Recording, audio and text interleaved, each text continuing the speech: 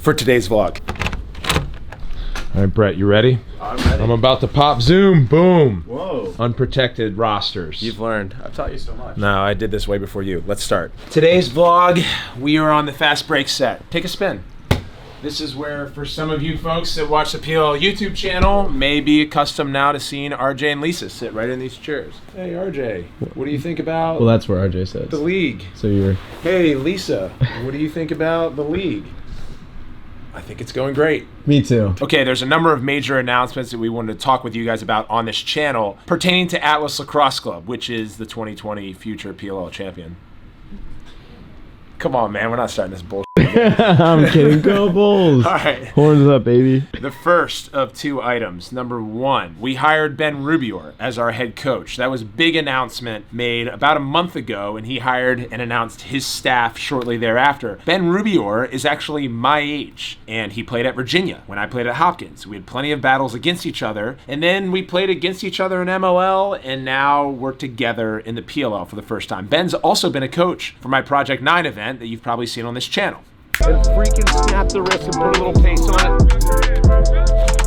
it. Now, he told Tucker Durkin, who's another captain on Atlas, and Kyle Hartzell, pretty emphatically, I want to be the Bill Belichick of lacrosse. Really isn't too much to say. That's a big thing to say. I was taken aback at first, and then I realized how serious he was, and we made the hire. So we're really excited about Ben. And item number two, which the second horn goes to just last week, all of the teams announced their protected and unprotected players on their respective rosters. So with the coming of the Water Dogs, as we all know, and they are now the third largest Instagram account and largest team Twitter account. Yep. Pretty crazy. People like the Doogs. People love the Dukes. People like the Doogs, then they love water. So put the two together and you get... Water Doogs. Anyway, the Doogs have an expansion draft the first week of February where they're going to select from the pool of available players, i.e. the unprotected roster players, from each of the 6 teams. They get 18 total picks, and that'll represent the base of their team in 2020. Moving after that, we'll have the entry draft for non-PLL pros to come in. There might be some really talented players. We can't make those announcements until March.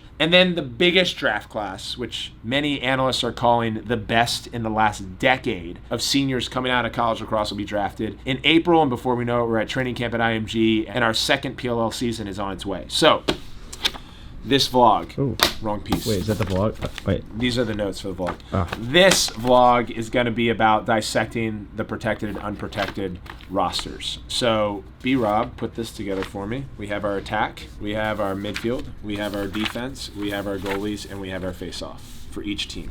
And we have a whiteboard. Let's do it. Wait. Oh, there it is. So I'm going to talk about, first, how do I go about this? I just printed the graphics of unprotected. Is that an issue? God damn it, Brett. Let me talk about first the protected players from each team. So I'm going to go on Instagram, PLL's account. Let me screen record this.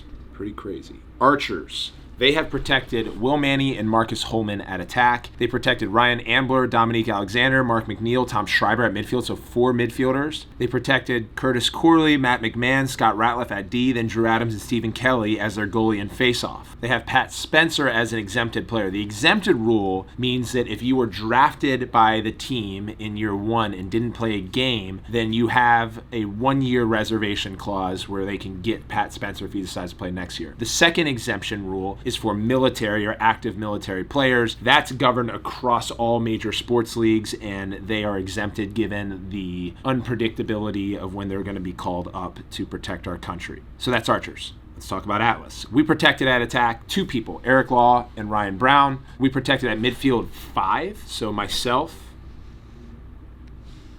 Why? I'm kidding. Get the out. Myself, Connor Busick, John Crawley, Kevin Understein, and Jake Richards are 2 D middies. 2 close defenders only, Hartzell and Durkin, and then we protected our goalie Jack Kincannon and Trevor Baptiste as our face-off position. Chaos protected 2 attackmen, Josh Byrne, Connor Fields, 4 middies, Deemer Clash, Jake Fricaro, Mark Lassini, Miles Jones, 3 defenders, Jared Newman, Troy Ray, Jack Roulette, and then Blaze as their goalie and Tommy Kelly as their face-off player. And they have 3 exempt players in Matt Reese, Austin Stotts, and Johnny Surdick. So Redwoods, 3 attackmen, Cav, Garnsey, Hennenberg, they're starters. 4 middies, Perk, Adams, Walters, Harry. 3 defenders, Eppel, Glazner, Sexton. They didn't protect a face-off player, so that gave them an additional attackman. If you look at the other ones, that only protected 2, and then Tim Troutner. They got to exempt Matt Landis, who is going out and trying for the Navy SEALs. I think he's at Buds very soon. And then Brendan Gleeson.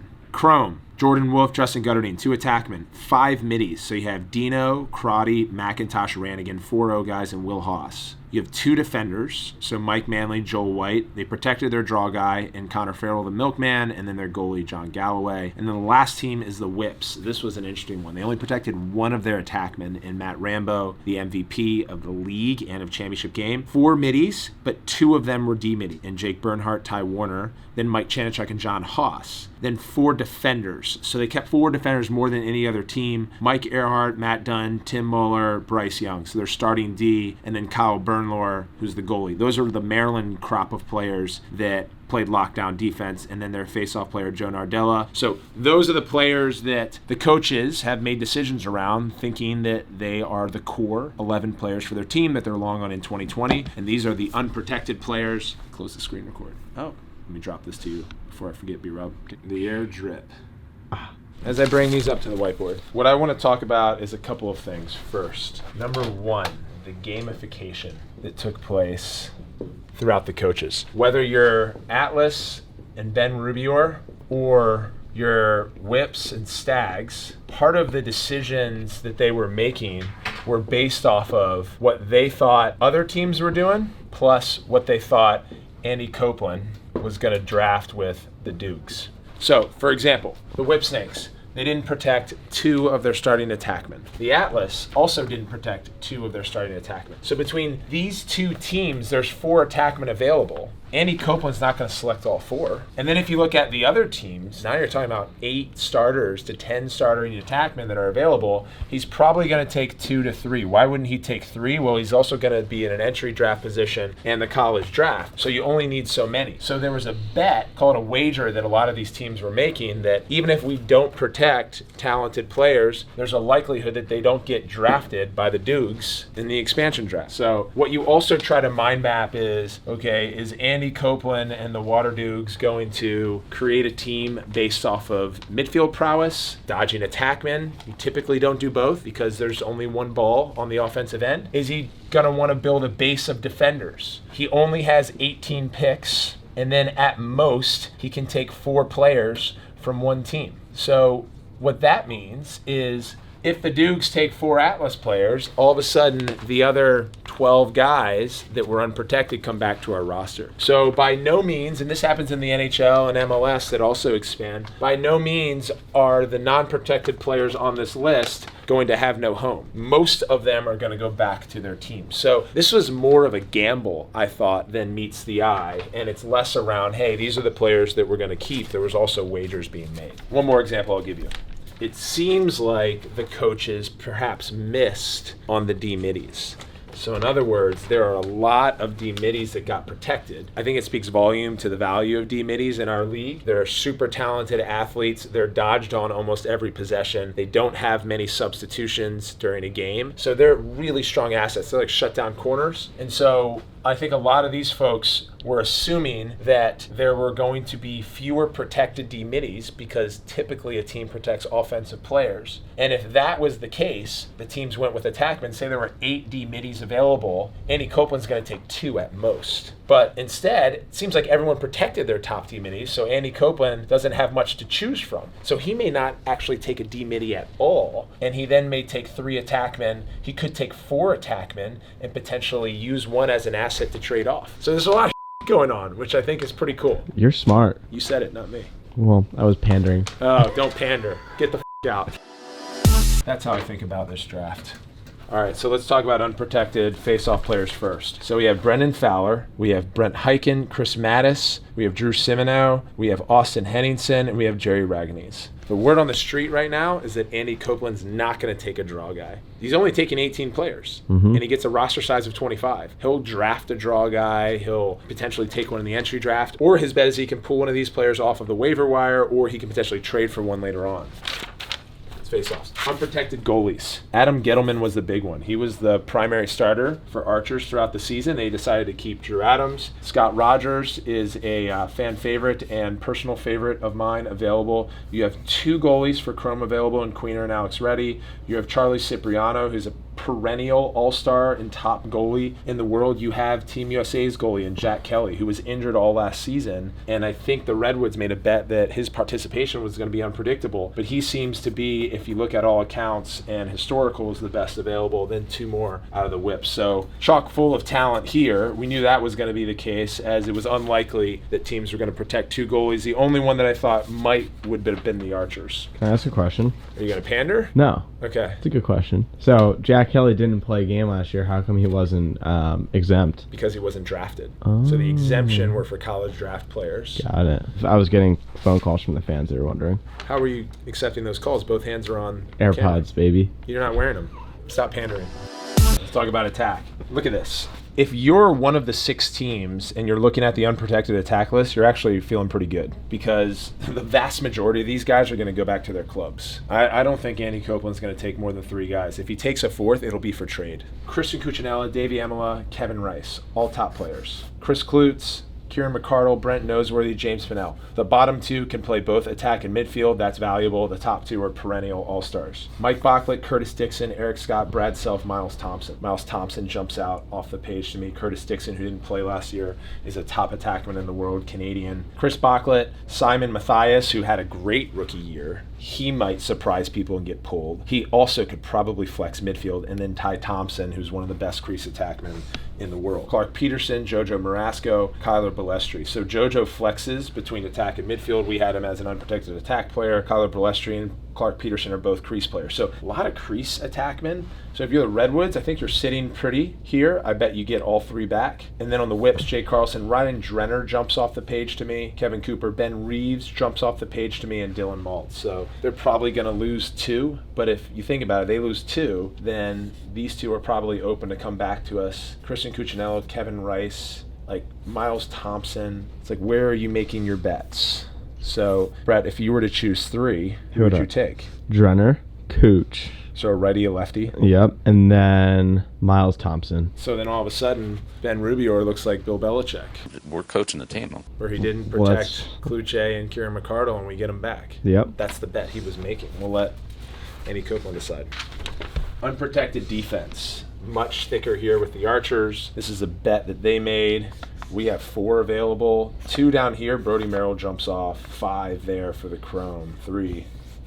So this is going to be an interesting one. We'll see how many defenders he selects. I bet he's going to want to go into the draft, college draft in particular, and then potentially the entry draft, depending on who are the players that are going to be in it. But Austin Pifani, talented player. Noah Richard, young, talented player from Marquette. Callum Robinson, the captain for Team Australia. Cade Van Raphorst. I think we have presented the most defenders in the league, so this one worries me. But if you look at Evan Connell, you look at Jackson Place, Mike Simon, he's a really talented player. Brody Merrill, as I said, jumps out. Chris Sabia, one of the best college defenders last year. Joe Fletcher, perennial 2-time Team USA player, dominant. Again, if I'm Andy Copeland, maybe taking 2, and then most of them go back to the team. Now here is the thick portion of the draft at the midfield. Naturally, because there's really 2 positions in here. You have offense and defense. Archers, Ipe, McKay, Ben McIntosh, Pfister, Sankey, Sims, Tintle, Atlas, Conrad, DiNapoli, Hodgson, Joel Tinney, Pat Young. Then the Chaos have 7 players. Chrome have 7. Redwoods have 7. And the Whips, how'd they have so many goddamn players? And they only protected 1 attackman. What's going on? Did Jim Sagnita get one over us this season? Guys that jump off the page. I'll exclude my bias this time for Atlas. There's plenty of talent there. Dan Ipe, really good player. Ben McIntosh scored a lot of goals. Austin Sims, super talented player. Joey Sankey, super talented player. Kevin Buchanan, I've been playing with him for over a decade. One of the best off-ball midfielders in the world. Jeremy Thompson plays both ways. Grayson Terrain is talented more than most from his ability to get up and down the field. Dane Smith, one of the best indoor players in the world. Romar Dennis, I think, has a position on any team in the league. I'm not sure why he got unprotected. If you look at the Redwoods, Sergio Salcido jumps, Pat Harbison jumps. If you look at the Whips, you have Connor Kelly. I played with Joe Locasio for a long time. You have Tim Rotans, Jeremy Sieverts, Drew Snyder. Honestly, you can build a midfield unit out of the whips. I didn't even, again, talk about the Atlas. Then you have Ipe, Sankey, Terrain, Buchanan, Romar, Sergio, Pat Harbison. It's a lot of people. I bet he takes 5 or 6. I bet he goes long on midfield, potentially uses them as trading tools. But I'm getting another call from the viewers. what's the question? If Copeland's like, I want this guy, can you call that guy and be like, hey, who do you want to play with? Yes. He can. Yeah. That's what I would do. These guys are unprotected. That's a good idea. Maybe I should coach the Water Dogs. Or be a water boy. Oh, nice. Water pups. Back to the script. Don't show this. That's it, really. We wanted to bring you on the inside of Atlas Lacrosse Club, the nature of hiring Coach Rubior, the unprotected and protected roster rationale, my vantage point. I'm sure every athlete in our league has their own predictions. Why don't you guys comment below what your predictions are? If you were Andy Copeland in selecting 18 players for the Dukes, who would it be? List 18 players in your comment, and we'll go in there and interact. And if they get it 100% right, what are they getting? Maybe a free trip to the game. I like it. But we only give it to one. So if there's like 10 of you that get it 100% right. You have a 1 in 10 chance of going to the game. Right. We'll select one of you. I can't afford to fly all 10 of you out. Maybe I can. One more thing. Let's go. Bring them back here. Today we roll. Are they recording? No. Oh, hey everyone. Hi. You guys just meeting in here? Hello, Paul. Well, everyone knows Katie. She's my Hello, Brett. stylist and resident producer editor of the PLL, and Why don't has we- her own YouTube channel that you guys should subscribe to. Oh, thank you, Paul. You're welcome. Why don't we go ahead and put the People magazine on the screen here? That was nice. Yeah. That's our podcast room. We just launched Unbuckled Pod. We're announcing and launching Inside Feed in a week, which is another podcast done by PLL Pods, and we have a few more that we haven't announced yet. But hop on Apple Podcasts, Spotify, TuneIn, Stitcher, whatever you go to listen to your podcast, subscribe, and then listen to this week's episode, which features Kyle Harrison, and last week's, which was Ryder Garnsey, and then next week's, which is Drew Snyder. Drew Snyder. Yep. That's it. Yep. Kyle, are you ready? I'm ready. All right. Ready? 3, 2, 1. Welcome, everyone, to the first and live episode recording of Unbuckled Chin Strap.